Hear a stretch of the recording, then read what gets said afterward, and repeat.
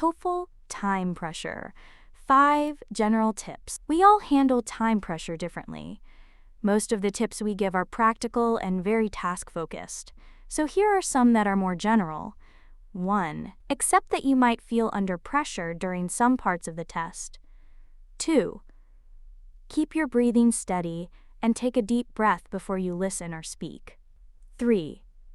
Don't put too much pressure on yourself. 4.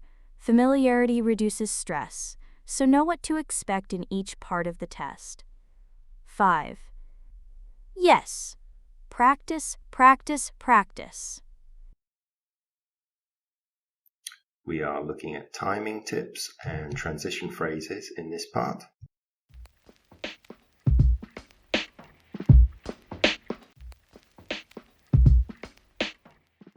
We want you to have a realistic familiarity with the actual test conditions, okay? So time pressure is a key aspect in each of the 4 TOEFL sections.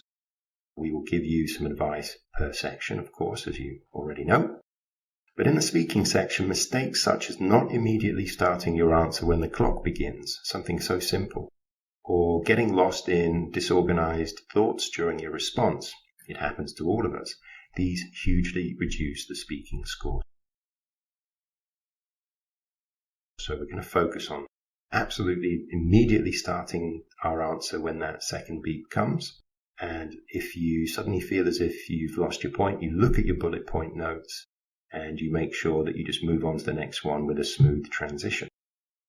Here are some essential tips regarding timing and dealing with time pressure. Okay, so we want you to understand how it really will be for you. Number 1, start making notes or planning your response immediately at each stage of the task. Do not wait to be told to begin. So I'm just going to keep emphasizing that.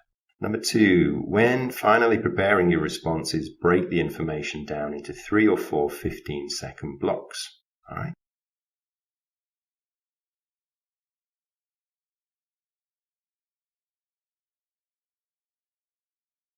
Choose a transition phrase for each stage, and this is the other beauty of this method. With practice, you'll get it down almost to the perfect second. Get your transition phrases, however, furthermore, for example, however you want to break it down.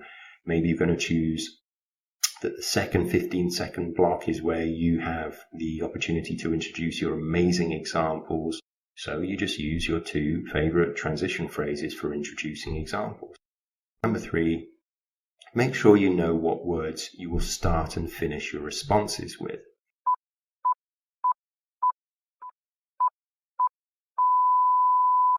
Let me start by saying that closing is as important as opening.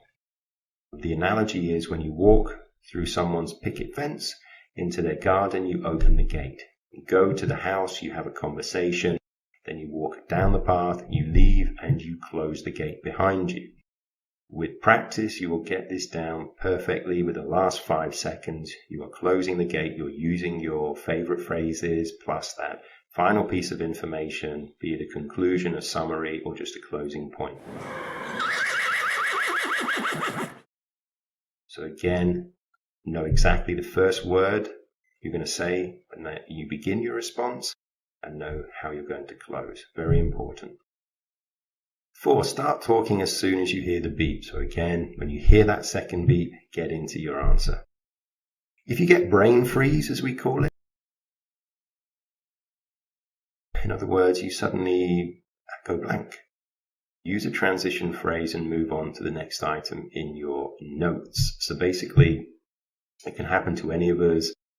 Have some kind of phrase, set phrase, which is your emergency phrase. Okay, so moving on. The next point I would like to make is, and it will help you to move through this process. It will stop you panicking. And of course, with practice, you will still score well. Point 6, if you make a mistake, guess what? We do. Listen to top speakers, top politicians. They say the wrong word or whatever it may be. Correct it immediately and move forward. Okay, keep moving forward. You actually get points for correcting mistakes that involve content, grammar, and vocabulary. So, hey, because it's normal, You're not a robot. You make you say the wrong word. You use the wrong tense. You accidentally mention the wrong example. Just immediately correct yourself using a phrase or term such as, I'm sorry, what I meant was, or in fact, I mean, etc. So with practice, you'll have those.